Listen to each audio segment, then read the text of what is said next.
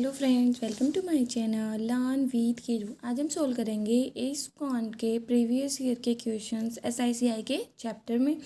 तो हमें यहाँ पे क्या दिया गया है, हमें पहला क्वेश्चन दिया गया है कि जो 1500 रुपीज़ है ना, उनको इन्वेस्ट किया जाता है, मतलब प्रिंसिपल 1500 है और स्कीम ए में 8% की रेट पर SI पर, और एक दूसरी स्कीम है उसमें 1500 माइनस X रुपये को इन्वेस्ट किया जाता है। ठीक है, कितनी रेट पर? 2R की रेट पर SI पर।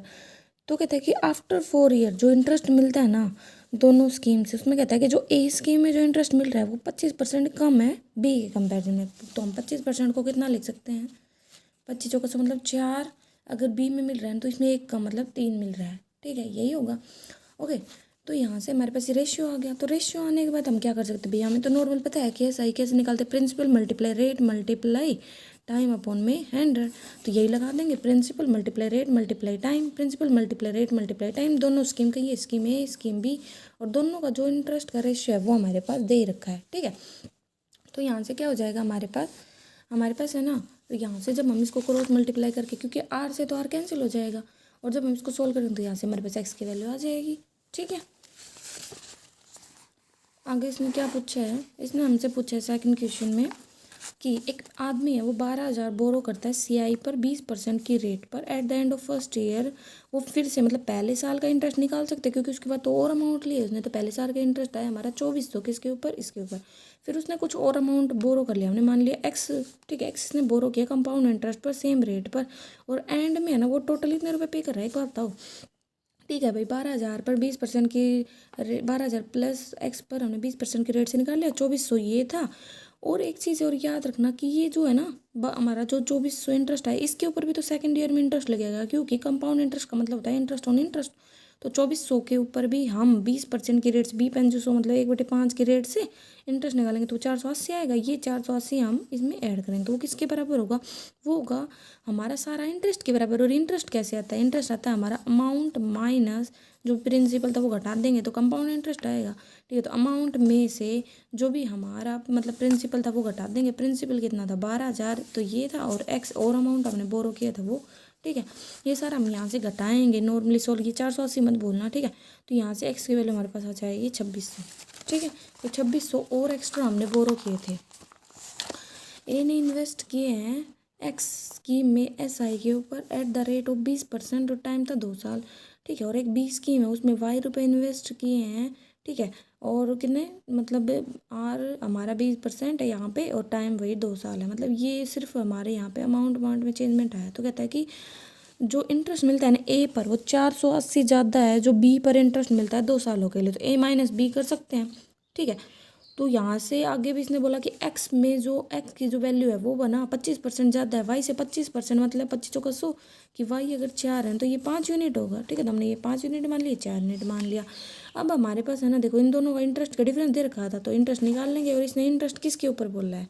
सिंपल इंटरेस्ट पे, तो वही PRT कर देंगे। तो प्रिंसिपल क्या है? 5 यूनिट है पहले का, मल्टीप्लाई में 20%, मल्टीप्लाई में टाइम, ऐसे इसको 20 में से घटा देंगे। ये 4 यूनिट है, ये U है, ये 44 नहीं है। ठीक है, मल्टीप्लाई में रेट मल्टीप्लाई में टाइम, और इन दोनों का डिफरेंस किसके बराबर? 480 का। तो 1 यूनिट की वैल्यू आ गई 1200। इसने पूछा है टोटल प्रिंसिपल कितना था, तो टोटल प्रिंसिपल कितना था हमारा पास? 4, 9 यूनिट। 9 मल्टीप्लाई में 1 यूनिट की वैल्यू 1200, तो मल्टी कर देंगे तो 1000, मतलब 10,800 आ जाएगा। ठीक है, फोर्थ क्या कह रहा है? फोर्थ कह रहा है कि RS है ना 6,000 को इन्वेस्ट किया जाता है SI पर। ठीक है, 2 सालों के लिए, और इससे अलावा 1,200 रुपये मिलते हैं। ठीक है, अगर सेम सम को इन्वेस्ट किया जाए सेम रेट पर कंपाउंडेड हाफ ईयरली, तो देखो अगर हमारे पास SI है, प्रिंसिपल है, टाइम है, तो रेट निकाल सकते हैं ना पहले। तो हमने यहाँ से रेट निकाली थी 10%। अब बोलता है इसी सम को अगर हम हाफ ईयरली कंपाउंडेड करें तो कितना इंटरेस्ट मिलेगा? तो कंपाउंडेड हाफ ईयरली करेंगे तो देखो जो रेट आई है वो हाफ हो जाएगी, और जो टाइम है वो यहाँ पे बोला है 1 ईयर के लिए बोला है, तो 1 ईयर का मतलब डबल हो जाएगा। ठीक है, 2 ईयर बन जाएगा वो।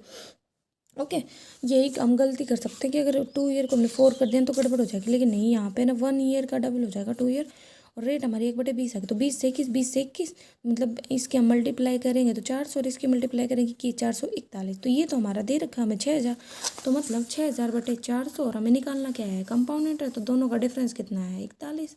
ठीक है, तो ये आ गया हमारा 615। फिफ्थ में दे रखा है एक आदमी है वो इन्वेस्ट करता है sum at a rate of interest on simple interest और उसे 60% ज़्यादा मिलता है 8 साल बाद। ठीक है, अगर वो इन्वेस्ट करे 9600 को इस तरीके से कि जो जो उसे इंटरेस्ट, देखो उसने बोला कि उसे ना 60% ज़्यादा अमाउंट मिली, मतलब लगा लो उसने 10x रुपये लगाए थे तो 60 मतलब 6x ज़्यादा मिले तो 16x। तो इन दोनों का जो डिफरेंस होगा वो क्या होगा, ऐसा ही होगा। ठीक है, इसने बोला ना SI पर। ओके, फिर इसने क्या बोला है, टाइम कितना है भाई, टाइम है इसने बोला है 8 साल। टाइम भी है हमारे साथ, प्रिंसिपल अमाउंट है, SI है, टाइम है। तो इसको हम यहाँ पे लगाएंगे तो हमारे पास R की वैल्यू आ जाएगी कि कितनी रेट से हमने ये इंटरेस्ट कमाया है। ठीक है, लेकिन हमारे पास तो प्रिंसिपल की अमाउंट इसने दे दी। अगर वो 9600 रुपये इन्वेस्ट करे SI पर तो टोटल इंटरेस्ट कितना मिलेगा 4 साल बाद। ठीक है, टाइम भी 4 साल दे दिया। तो देखो SI हमारा मतलब जो हमारा प्रिंसिपल है वो 9600 है, रेट हमारी 7.5 आ गए और टाइम 4 है। तो यहाँ से हमारा आंसर आ जाएगा। ठीक है, सिक्स्थ क्या कहता है, सिक्स्थ कहता है कि एक आदमी है वो इन्वेस्ट करता है कि 2 और 3 के रेशियो में। ठीक है, 2 और 1 तो 3 मतलब टोटल 5x रुपये इन्वेस्ट करता है। रेट 20% है पहले के लिए, दूसरे के लिए 10% है और उसे टोटल 1208 रुपये मिलते हैं 2 सालों के बाद, मतलब टाइम 2 साल है। तो सिंपल इंटरेस्ट पे तो सिंपल लगा दो, principal multiply rate multiply time, principal multiply rate multiply time. तो दो देखो मतलब सॉरी यहाँ पे कंपाउंड इंटरेस्ट पे है, तो कंपाउंड इंटरेस्ट पे है तो 2 सालों की रेट कितनी होती है 20% की दर से, तो 44 होती है। और ये 10 की 21 कैसे, 10 + 10 + 10 × 10 अपॉन में 100 0 0 0 0 मतलब 10 और 10 20 और एक ये 21, तो 21% आती है ना। ऐसे ही ये 44% आती है, कैलकुलेट करते हैं इस फॉर्मूला के हेल्प से। तो इन दोनों का टोटल हमें 1208 दे रखा है, तो यहाँ से x की वैल्यू आ गई हमारी 800 और इसने टोटल प्रिंसिपल ही पूछा, तो 5 × 800 मतलब 4000। ठीक है, नेक्स्ट क्वेश्चन आता है हमारा 7th का। क्या दे रखा है, एक आदमी है ना वो इन्वेस्ट करता है equal sum at a same rate of interest on similar, मतलब देखो उसने ना इक्वल सम लगाया, सेम टाइम पर लगाया। ठीक है, मतलब जो सम था ना दोनों में वो तो सेम था और टाइम था ना उसमें 4 साल का डिफरेंस था और रेट भी सेम थी। तो इससे कहता है कि जो इंटरेस्ट आता है ना उसका रेशियो 1:2 हो जाता है। तो किस पर बोल रहा है, ये सिंपल इंटरेस्ट पे बोल रहा है। तो सिंपल लगा दो principal rate time, principal rate time और इसको किसके बराबर रख दो, इंटरेस्ट के, क्योंकि ये इंटरेस्ट का फॉर्मूला है। तो यहाँ से टाइम की वैल्यू आ गई मेरी 4 साल।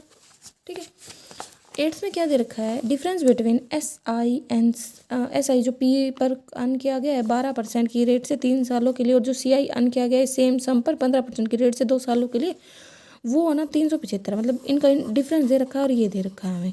ठीक है, तो CI 2 सालों की रेट कितनी हो जाएगी भाई हमारी 15 + 15 15 × 15 अपन में मतलब 32.35।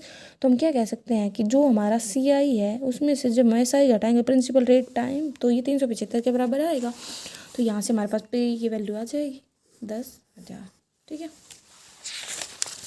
9th में क्या दे रखा है, क्या कह रखा है कि जो डिफरेंस है ना कंपाउंड इंटरेस्ट का, जो पहले साल मिला है और जो दूसरे साल मिला है 20% की रेट से, वो ना 1200 रुपये है। ठीक है, तो देखो हम ट्री मेथड का यूज़ कर सकते हैं यहाँ पे कि हमें पता है कि हमने मान लिया प्रिंसिपल अगर 100x है तो पहले साल जो इंटरेस्ट मिलेगा 20% की रेट से वो 20x मिलेगा। ठीक है भाई, सेकंड ईयर क्या होगा भाई 100x पे तो मिलना ही मिला 20x, और अब जो इंटरेस्ट है तो उसके ऊपर भी तो इंटरेस्ट लगेगा भाई 20% की रेट 4x, मतलब कितना हो गया टोटल 24x।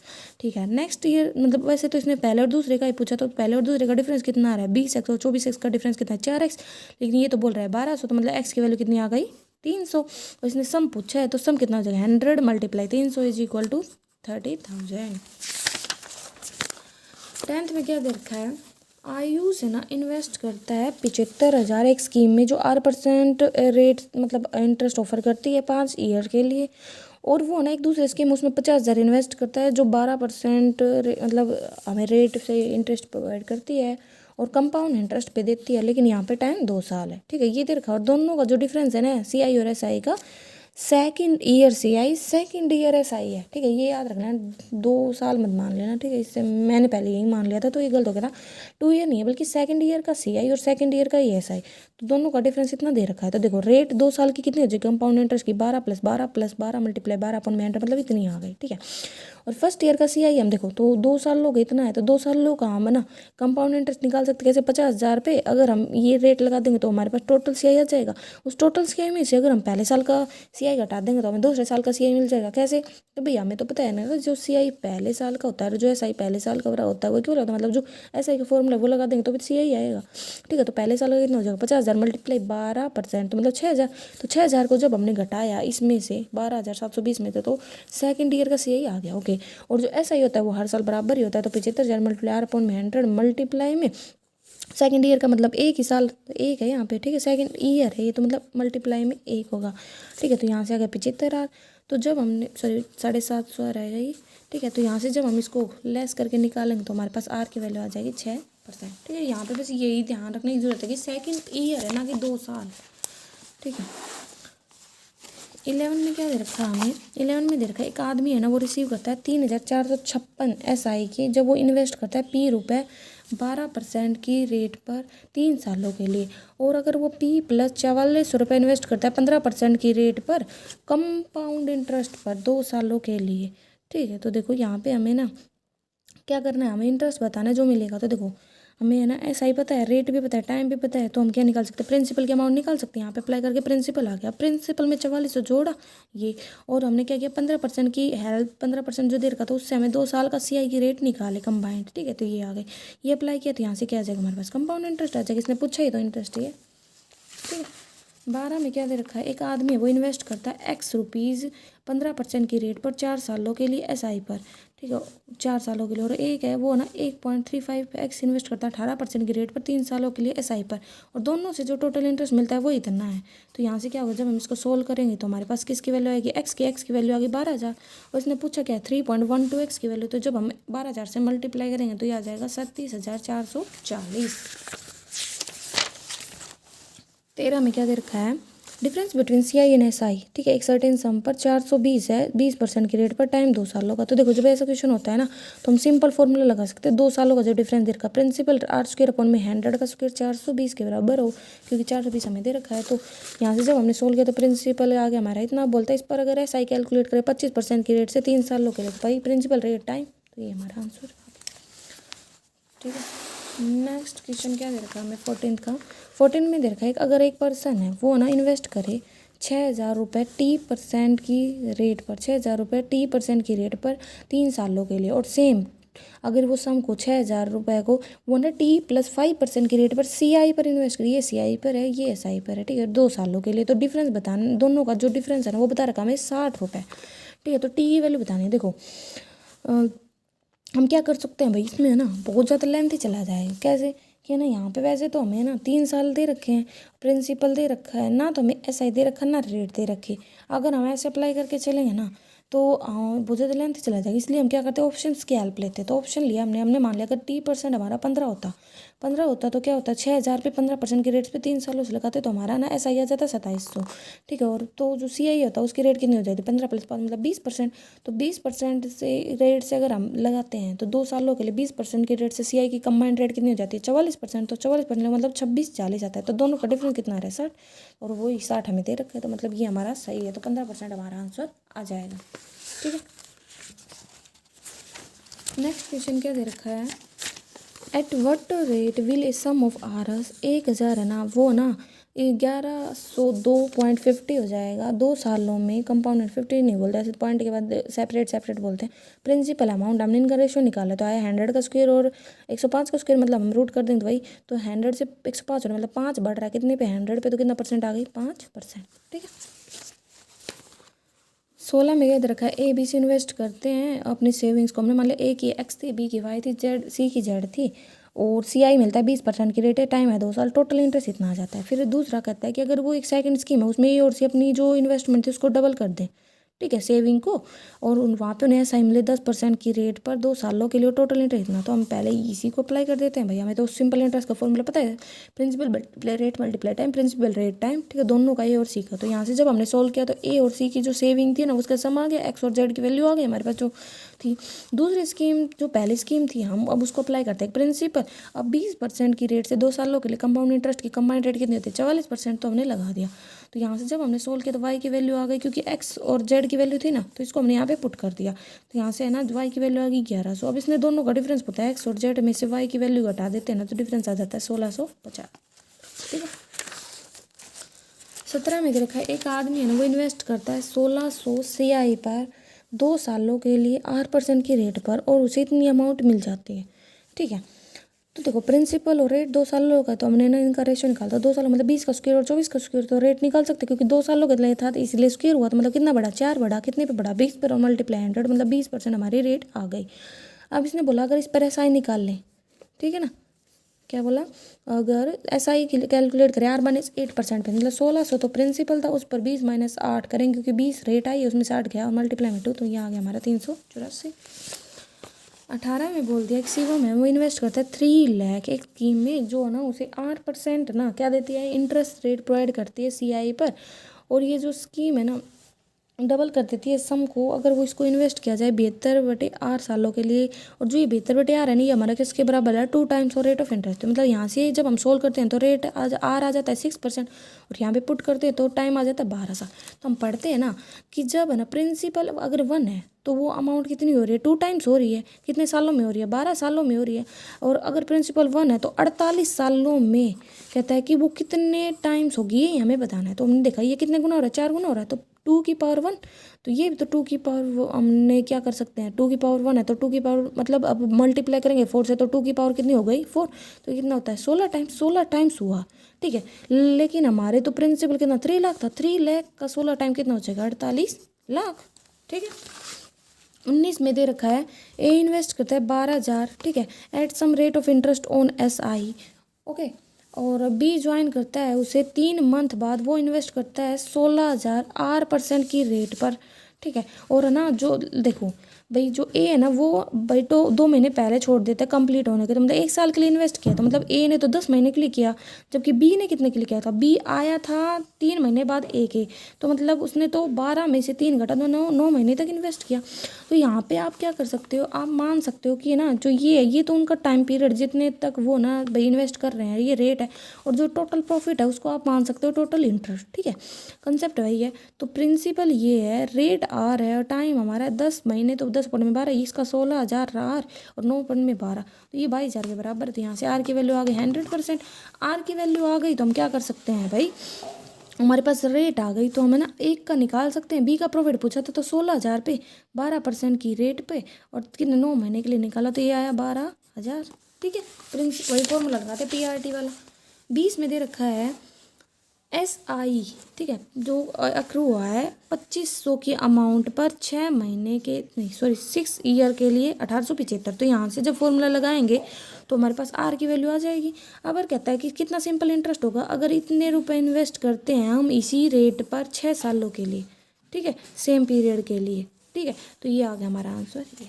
ठीक है, 21 में क्या दे रखा है, मनीष बोरो करता है एक सम 1150 का अनिल से, मतलब अनिल ने दिया मनीष को, मनीष ने दिया वही मतलब उसमें थोड़ा अमाउंट जोड़ करके सुनील को।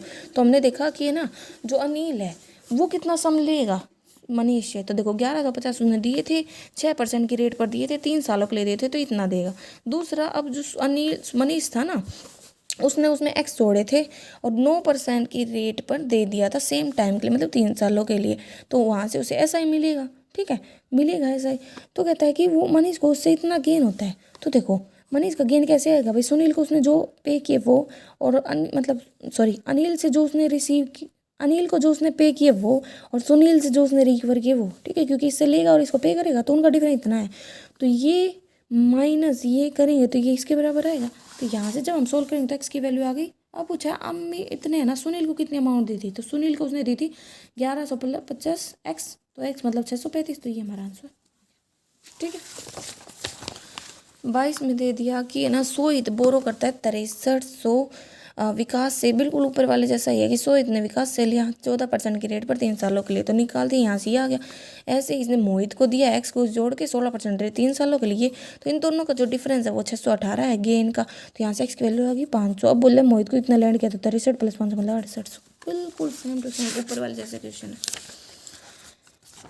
अब बात आती है नेक्स्ट 23rd की। अरुण ने इन्वेस्ट करता है एक sum of money at a certain rate of interest 4 सालों के लिए, ठीक है, और वही सेम सम, ठीक है, इन्वेस्ट करता है वो 6 सालों के लिए, टोटल इंटरेस्ट तो उसे कहता है कि 50% ज़्यादा मिलता है पहले वाले। देखो ये हमें दे रखा था, हमने मान लिया प्रिंसिपल टाइम रेट, और इसका ना ये बताया इसने 50% ज़्यादा मिलता है, मतलब 2 का 1 ज़्यादा 3 मिलता है।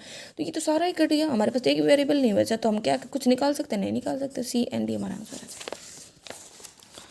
24 में दे रखा है, मयूरी है ना लोन लेती है सिंपल इंटरेस्ट पर 6% की रेट पर पहले साल के लिए, ठीक है, और उसकी रेट है ना हर साल बढ़ती जाती है 1.5 से, मतलब दूसरे साल 7.5 हो गई, तीसरे साल 9% हो गई, तो उसे इतना इंटरेस्ट मिलता है। हमने मान लिया लोन की अमाउंट एक्स थी, तो मतलब एक्स पे 6% की रेट से, फिर एक्स पे 7.5% की रेट, फिर एक्स पे 9% की रेट, टोटल इतना मिला। तो यहाँ से जब हमने सोल्व किया तो एक्स की वैल्यू हमारी आ गई, कितना लोन था उसका। 25 में दे रखा है, क्या दे रखा है, 1 मिनट, अस्मिता है ना वो इन्वेस्ट करती है एन अमाउंट ऑफ 95.35, ठीक है, और 4% की रेट पर SI पर, और उसे है ना इतनी अमाउंट मिलती है, ठीक है, अमाउंट बता रखे, टोटल अमाउंट 11,442, तो अमाउंट है, ठीक है, तो हमें ना प्रिंसिपल है, रेट है, टाइम हमारे पास है नहीं, इसमें से क्या कर सकते हैं, यहाँ से SI आ गया, SI किस में आएगा, टी की फॉर्म में, क्योंकि हमारे पास टाइम नहीं दे रखा था ना।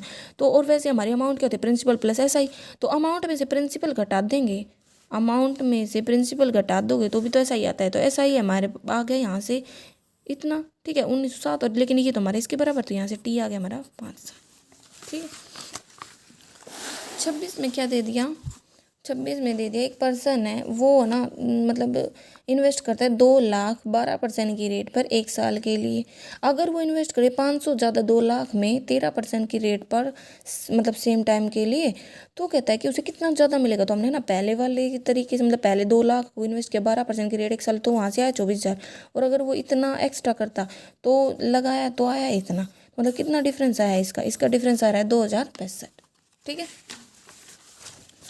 27 में दे दिया हमें, जो रेट ऑफ इंटरेस्ट है ना वो 2 सालों के लिए क्या कह रखा है, rate of interest for first 2 year, 2 साल पहले 2 सालों के लिए तो 3% है, फिर अगले 3 सालों के लिए 8% है, फिर उससे भी और जो साल उसके लिए 10%, टोटल साल इसने 6 साल में मतलब बदल गया 1 साल, तो उसके लिए 10% है, और टोटल इंटरेस्ट उसे 1520 मिल रहा है। हमने मान लिया था डिपॉजिट थी उसकी एक्स, ठीक है, तो यहाँ से जब हम इसको सोल्व किया ना तो एक्स आ गया, मतलब डिपॉजिट थी 3800।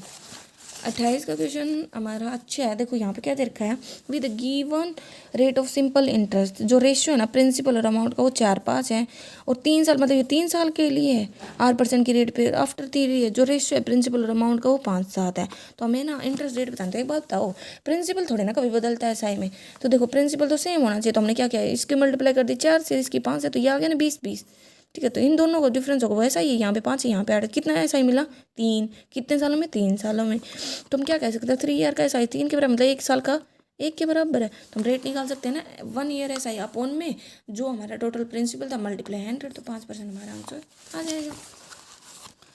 29 में दे रखा है कि जो सिंपल इंटरेस्ट एक्रू होता है ना उन अमाउंट ऑफ RS 19,800 3 सालों के लिए वो इतना है, ठीक है, तो प्रिंसिपल रेट मतलब रेट है नहीं टाइम है, और ऐसा ही है, तो यहाँ से आगे रेट 12%। आगे इसने बोला हमें ना कंपाउंड इंटरेस्ट निकालना है सेम अमाउंट पर सेम टाइम के लिए, तो 2 सालों के लिए निकालते हो तो सिंपल इतना हो जाए, लेकिन इसने तो 3 सालों के लिए बोला, 3 सालों के लिए हमें फॉर्मूला लगाना पड़ेगा, प्रिंसिपल 1 + R/100 और टाइम, तो यहाँ पे हमने लगाया 19,800 प्रिंसिपल और ये रेट है 3 सालों के लिए, तो यहाँ से हमारा आंसर आया 27,000, मतलब ये हमारा अमाउंट आता है, ठीक है, 27,817.5। तो इसको अगर इसमें से हमारा जो प्रिंसिपल वो घटा देंगे 19,800 का, तो हमारा आंसर आ जाएगा 8,017.57, ठीक है। नेक्स्ट है 30 का, कि जो कंपाउंड इंटरेस्ट है ना उन्हें सर्टेन सम पर 2 सालों के लिए 12% की रेट पर वो इतना है, ठीक है, तो एक बात बताओ 2 सालों के कंपाउंड रेट निकाल सकते हैं, फॉर्मूला लगा के, वो आती है हमारे 25.44%, तो प्रिंसिपल P है उसके ऊपर हमने लगा दी ये वाली रेट, तो ये आया हमारा कंपाउंड इंटरेस्ट के बराबर, तो यहाँ से हमारे पास प्रिंसिपल वैल्यू 5,000, अब बोला इसी 5,000 पर अगर ऐसा ही लगाते सेम रेट सेम टाइम के लिए तो कितना आता, तो ये आता 1,200 रुपये, ठीक है। तो ये हमारे प्रीवियस ईयर के क्वेश्चंस थे। अगर आपको फिर भी कोई कन्फ्यूजन रहता है तो आप कमेंट करके पूछ सकते हैं। पहली बार मेरे चैनल पे आए तो लाइक करें, सब्सक्राइब करें, अपने दोस्तों में शेयर करें। Thank you.